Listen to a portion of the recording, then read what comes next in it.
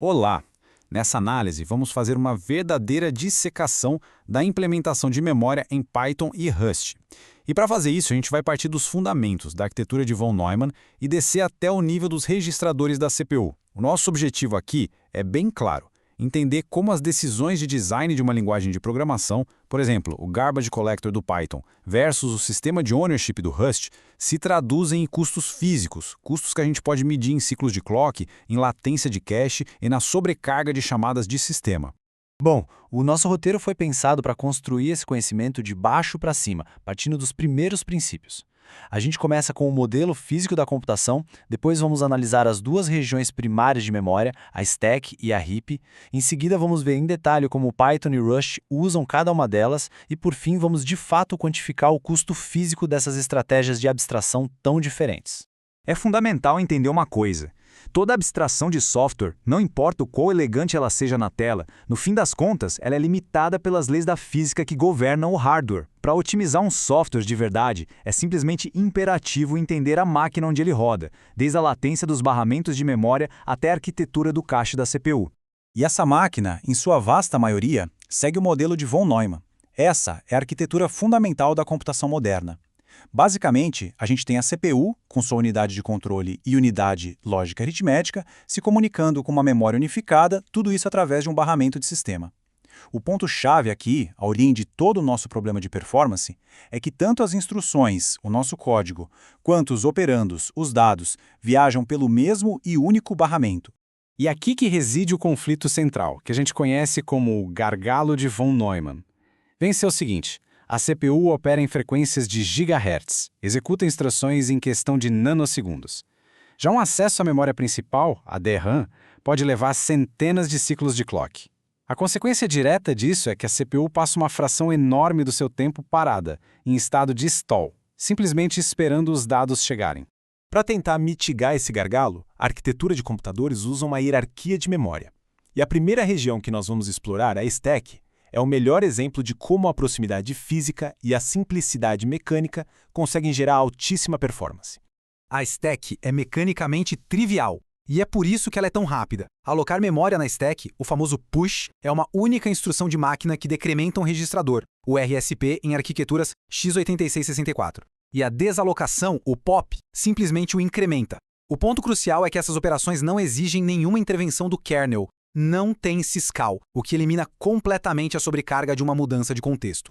Essa estrutura LIFO, Last In, First Out, da stack, garante, por design, um altíssimo grau de localidade de referência, tanto espacial quanto temporal.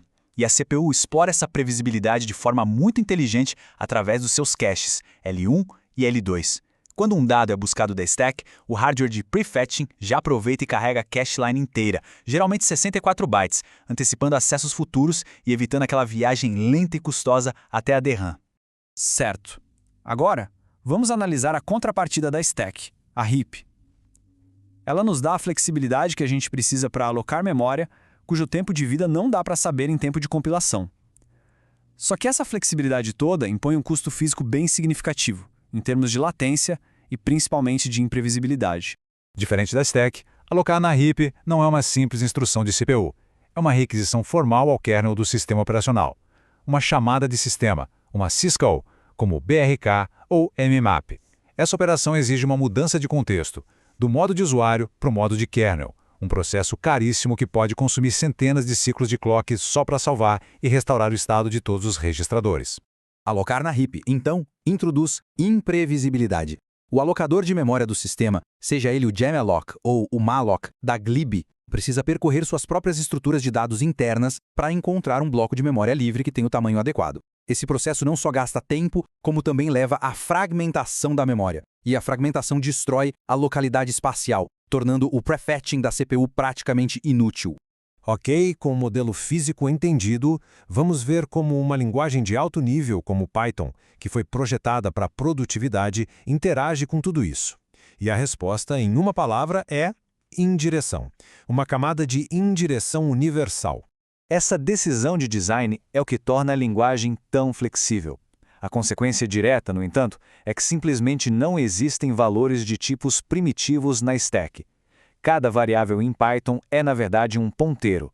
um ponteiro para uma estrutura PyObject que foi alocada na heap e que contém não só o valor, mas um monte de metadados.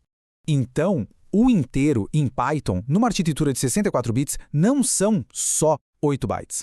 São 8 bytes para o contador de referências, o obRefCount, mais 8 bytes para um ponteiro que aponta para o objeto de tipo, o obType, e só então os 8 bytes para o valor em si. Para acessar o valor, a gente precisa, no mínimo, de uma desreferência de ponteiro, um processo que tem um risco altíssimo de causar um cache miss.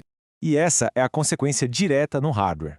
Iterar sobre uma lista de inteiros em Python não é um percurso linear e previsível na memória. É uma série de saltos imprevisíveis de um PyObject para outro, todos espalhados pela heap. É um fenômeno que a gente chama de pointer chasing, e cada salto desses é uma nova oportunidade de cache miss, paralisando o pipeline da CPU mais uma vez. A conveniência do gerenciamento automático de memória do Python tem um custo de runtime bem concreto. Cada atribuição de variável gera uma escrita na memória para atualizar o contador de referências, o que acaba poluindo o cache de dados L1 da CPU. E para piorar, para lidar com referências cíclicas, o coletor de lixo precisa, de tempos em tempos, parar completamente a execução do programa, um evento Stop the World, só para varrer a heap. Isso introduz uma latência que é totalmente não determinística. Agora, vamos mudar completamente o foco e analisar o Rust. Vamos ver como as suas escolhas de design, que são focadas em controle e segurança em tempo de compilação, resultam numa interação radicalmente diferente com o hardware. O princípio central do Rust não é gerenciar a memória em tempo de execução. A ideia é provar a segurança da memória em tempo de compilação. O sistema de posse, o ownership, junto com o borrow checker, é na prática um sistema de tipos afim que permite ao compilador raciocinar estaticamente sobre o tempo de vida de cada valor no programa. O Rust implementa o gerenciamento de memória através de um padrão chamado RAII. Isso significa que a desalocação não é um evento de runtime, gerenciado por um coletor de lixo.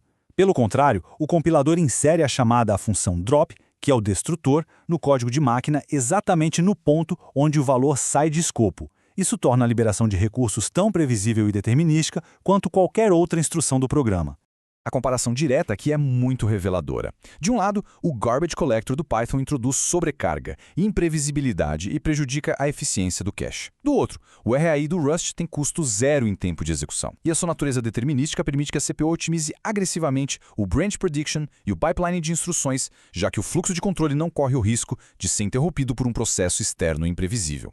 E tem mais! O compilador do Rust, através da análise de tempo de vida, os lifetimes, e da escape analysis, prova matematicamente em tempo de compilação que nenhuma referência vai sobreviver ao dado para o qual ela aponta.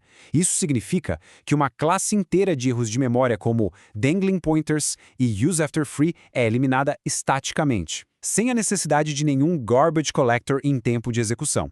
Finalmente, vamos fazer o que prometemos. Vamos quantificar a diferença de performance no mundo real que surge dessas decisões de arquitetura tão distintas.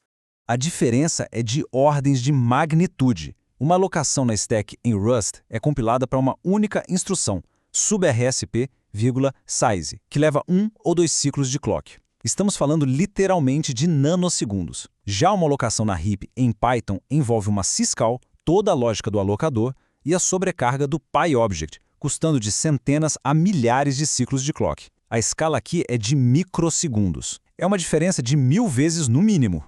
Entender esse trade-off é o que define a engenharia de software de alta performance. A escolha, no fim das contas, não é só entre conveniência e controle, mas sim sobre selecionar a abstração cujo custo físico é aceitável para os requisitos do sistema. A pergunta para quem desenvolve é: o seu domínio de problema pode pagar o preço da indireção e da latência não determinística? Ou ele exige, por necessidade, os benefícios do controle direto sobre o layout da memória e a execução previsível?